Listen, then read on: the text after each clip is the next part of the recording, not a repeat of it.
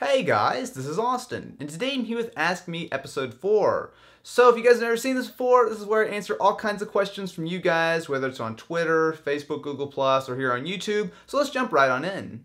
Ask Me number 4, how I do my hair. Okay, I'll admit, it's a little bit big right now, I've got to get a haircut, but seriously, this is a big improvement over my last hair. And it's an even bigger improvement over the hair I had before that.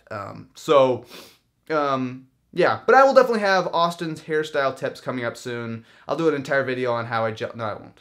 I won't. Don't look for that. It won't happen. Probably. Do we see the better graphics performance from the PlayStation 4 against Xbox One in third-party titles? That'll be really interesting to see. So overall, yes, I do think so. Now, if you guys aren't familiar, both the Xbox One and PlayStation 4 have very similar hardware inside. The big difference is that the PlayStation 4 has about 50% more on the graphics side, which is actually a very significant amount. Now, generally speaking, even though the PlayStation 4 will be more powerful, I would expect a lot of games to look pretty much the exact same, just because if you're a developer and you're making for both consoles, it's not really going to be worth your time to spend a lot of extra money and a lot of extra developers and everything making one version of it look better than the other when no one really cares that much. However, I do think that some games, especially the exclusive games that are made by Sony, should actually look significantly better. Not, any kind of insane amount, but, 50% more power is quite a bit. So I do think that some games, not all of them, will look quite a bit better on the PlayStation 4. How would you feel if Apple entered the gaming console world? Could they pull it off? That's an interesting point. Apple pretty much already has everything they need to make a game console.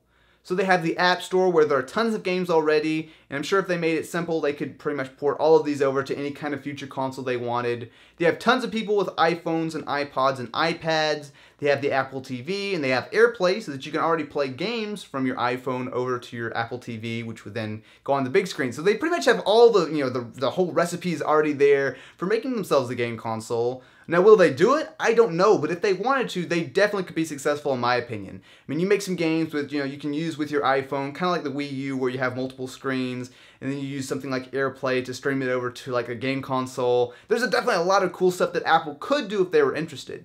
Am I awesome? Trick question. Of course I am. Haha, but you were awesome too. The answer is yes, I think. Why do you think the Xbox One is not letting you reuse 360 games? The reason there's no backwards compatibility with the Xbox One or PlayStation 4 is simply because the hardware isn't compatible. So sometimes when there's a new console generation, it's really simple to upgrade. For example, when we went from the GameCube to the Wii was able to play all the kinds of GameCube games with no problem. However, most of the time when there's a new architecture like there is this generation, pretty much the only way to do that is to actually build in a physical chip, or in this case multiple chips, that would actually be able to run Xbox 360 games or PlayStation 3 games into the new consoles. Now that's what happened with the original PS3, how some of the original fat models could actually play PS2 games, and that was great, but it was also expensive as they had to build the extra chips in there, which would specifically just be able to run PS2 games. And if they did that in this generation, not only would it add a lot of cost, but it would add a little bit of bulk to the consoles. In general, I don't think that Microsoft or Sony really thought it was a big enough deal to make you have to pay like an extra $100 just so you could play older games, when most people probably already have an Xbox 360 or PS3 hanging around anyway. What is your opinion about the Nvidia Shield and its features and price point? I'm looking forward to the Shield. So a couple weeks ago at E3, I was able to try the final version of it, and I was actually impressed with how good the controls were. I mean, something like this, I really wasn't expecting a whole lot. I was like, yeah, sure, it's got a couple of sticks, a couple of buttons, whatever, but it actually felt very similar to an Xbox 360 controller, which is definitely 2 big thumbs up in my book.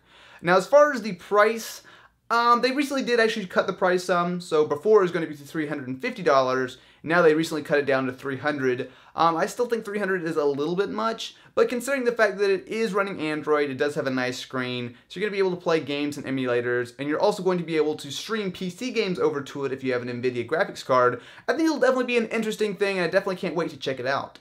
When do you think we will see Intel Core i3 or i5 processors coming in form factors like 7-inch tablets and phones?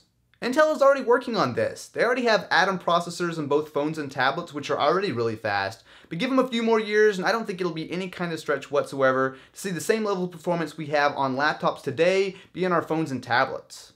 Room tour! I'm in the middle of moving right now, but once I get the new place all set up and have a new place to film and have the office all organized, it's never going to be organized, but once I get it all, kind of set up, I'll definitely be doing a room tour or an office tour for you guys. Just keep in mind, it'll probably be a little while before I actually get it all set up, because it takes a while, and I'm lazy, but yeah, mostly the lazy thing. Anyway, that's about it. If you guys have any questions for next time, feel free to drop them over on Twitter, Facebook, or Google+, and all those links will be in the description of this video, as well as you can also leave comments on this video, and who knows, you might be in the next episode of Ask Me. If you're interested in more, feel free to check out my video where I went over virtual reality gaming. If you enjoyed, definitely be sure to leave this video a thumbs up, and subscribe for more like this. Anyway guys, I will catch you next time.